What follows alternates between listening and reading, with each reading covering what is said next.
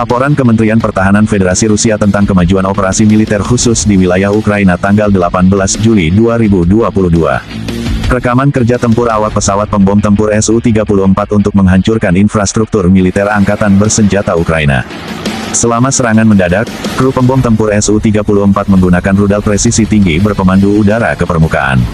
Mereka dirancang untuk menghancurkan benteng musuh dan target yang dibentengi.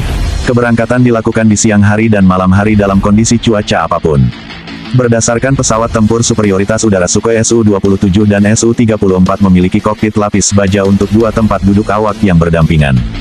Su-34 dirancang untuk penyebaran taktis terhadap target darat dan laut, pemboman taktis, serangan interdiksi, termasuk terhadap target kecil dan bergerak pada misi tunggal dan kelompok di siang dan malam hari, di bawah kondisi cuaca yang baik dan buruk, dan dalam lingkungan yang tidak bersahabat dengan serangan balasan dan peperangan elektronik (EW) yang dikerahkan, serta untuk pengintaian udara.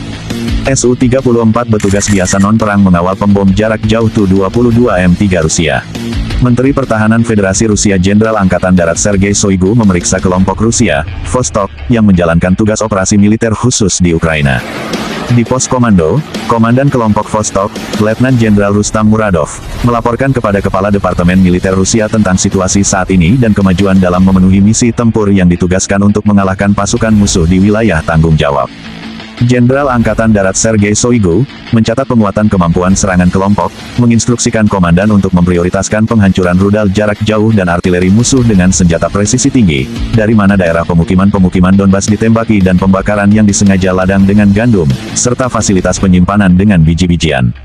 Sebelumnya, Menteri Pertahanan Federasi Rusia, Jenderal Angkatan Darat Sergei Shoigu, memeriksa kelompok-kelompok Rusia, Selatan, dan Tengah, yang dipimpin oleh Jenderal Angkatan Darat Sergei Surovikin dan Kolonel Jenderal Alexander Lapin.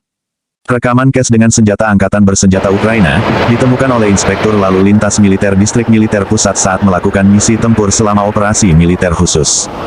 Inspektur Lalu Lintas Militer mengklarifikasi bahwa, meninggalkan posisi mereka dengan tergesa-gesa, nasionalis Ukraina menambang pendekatan ke case dengan menempatkan stretch mark.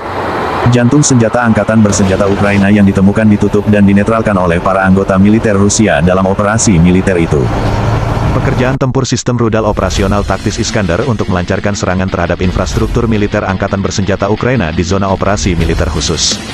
Militer Rusia diperintahkan untuk segera dan memperluas wilayah operasi di seluruh wilayah negara Ukraina, yang beberapa hari lalu mengalami kehancuran yang sangat merugikan militer Rusia, yang dikabarkan menewaskan beberapa petinggi militer Rusia. Sejak saat itu, perintah petinggi militer Rusia untuk segera memperkuat dan memperluas ruang operasi militer khusus Rusia di Ukraina, sangat keras disuarakan petinggi militer Rusia.